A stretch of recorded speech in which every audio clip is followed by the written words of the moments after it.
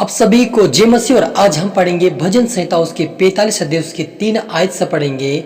हे वीर, तो अपनी तलवार को जो तेरा वैभव और प्रताप है अपनी कटी पर बांध, सत्यता, नम्रता और धर्म के निमित्त अपने ऐश्वर्य और प्रताप पर सफलता से सवार हो।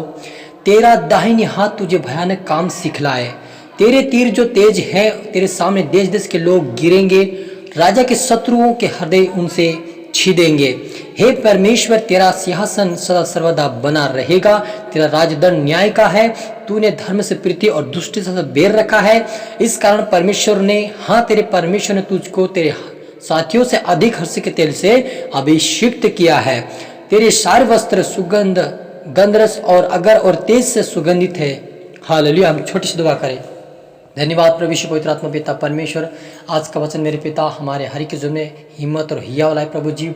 और हमें पिता हमारा जो युद्ध है पिता संसार के अंदर, वो युद्ध हमें लड़ना सीखा, शैतान का सामना करना सीखा। हमें ताकत, बल, हिम्मत और हिया दे पिता, और आशीषित कर मेरे खुदा तेरे राज्य के लिए हमें तैयार कर प्रभु जी। मजबूत और दृढ़ कीजिए और हमें मजबूत कीजिए मेरे खुदावन। आप हमारे उस लड़ाई मेरे यहोवा मदद सहायता कीजिए। सबको तेरा हाथ में सौंपता हूँ। आपने अपने हाथ में सौंप मेरे मुख से होकर बोले मेरे पिता, प्रार्थना भाई यीशु के नाम से मांगता, आमेन। तो मेरे अजीजों, यहाँ पर लिखा है कि वीर, तो अपनी तलवार से तो तेरा जो वैभव है, अप्रताप है, वो अपनी कटी पर बांध ले। और वो कौन सा है? सत्यता और नम्रता और धर्म के निमित्त अपने ऐश्वर्य प्रताप पर सफलता से सवार हो।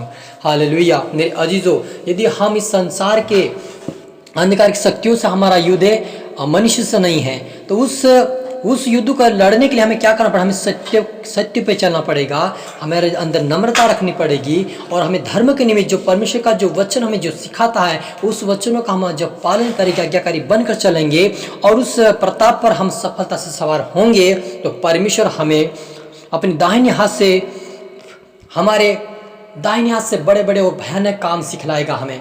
हालेलुया। मेरे अजीजों, हमारा परमेश्वर कहता है कि मैं तुम्हारी ओर से लड़ूंगा। ये युद्ध हमारा नहीं है मेरे अजीजों, लेकिन फिर भी परमेश्वर कहता है कि हे वीर, तो अपनी वीरता को क्या?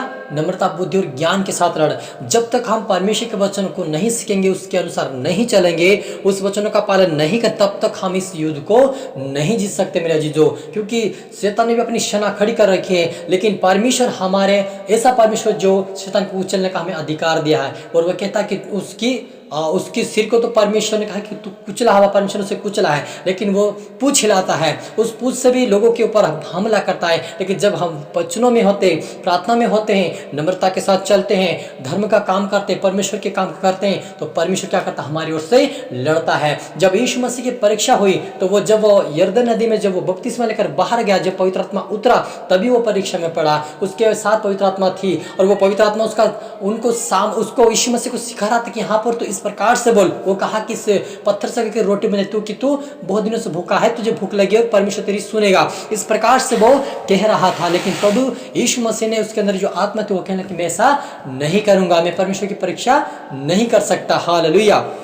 तो मेरे अजीजों, यहाँ पर भी ऐसा ही, हम यदि वीरता के साथ और धैर्य के साथ, नम्रता के साथ आगे नहीं बढ़ेंगे, तो हम इस युद्ध को नहीं जीत पाएंगे। लेकिन जब परमेश्वर का जो तीर है, वो क्या है? तेज, और तेरे सामने क्या लिखा कि तीर तो तेज है, तेरे सामने देश देश के लोग गिरेंगे, राजा के शत्रु के हृदय उसके छीदेंगे। हालेलुया। ये प्रभु परमेश्वर कहता है कि यदि तू मेरे वचनों का पालन करे, धैर्य रखेगा और वचनों के आज्ञाकारी बनता हो तो चलेगा, मेरे डर तो मेरे भय में चलेगा, तो क्या करेंगे? देश देश के लोग भी तेरा सामना तो करेंगे, लेकिन वो क्या करेंगे? गिर पड़ेंगे। हालेलुया। मेरे अजीजों, चाहे जितने भी तूफान आंधी क्यों ना आए, यदि हमारा न्यू परमेश्वर से मजबूत है, प्रार्थना का न्यू है, वचन का न्यू है, नम्रता, भलाई और बहुत सारे ऐसे चीज, धर्म का काम, परमेश्वर का हम ईमानदारी के साथ निभा रहे हैं, परमेश्वर के साथ हमारा रिश्ता का संबंध अच्छा मजबूत बना हुआ है, तो चाहे जितने तूफान क्यों ना आएंगे, लेकिन वो गिर पड़ेंगे, कोई भी हमारे ऊपर जयवंत नहीं होगा, लेकिन परमेश्वर हमारे से लड़कर हमें जयवंत करेगा। हालेलुया।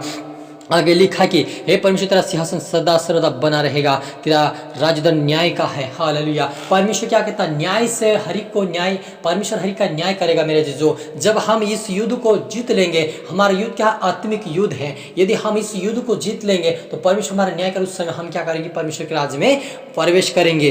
हालेलुया। और वह कहता है कि तूने धर्म से प्रीति और दुष्टता से बेर रखा है, इस कारण परमेश्वर ने, हाँ तेरे परमेश्वर ने तुझको तेरे साथियों के अधिक हर्ष के तेल से अभिषिक्त किया है। हालेलुया।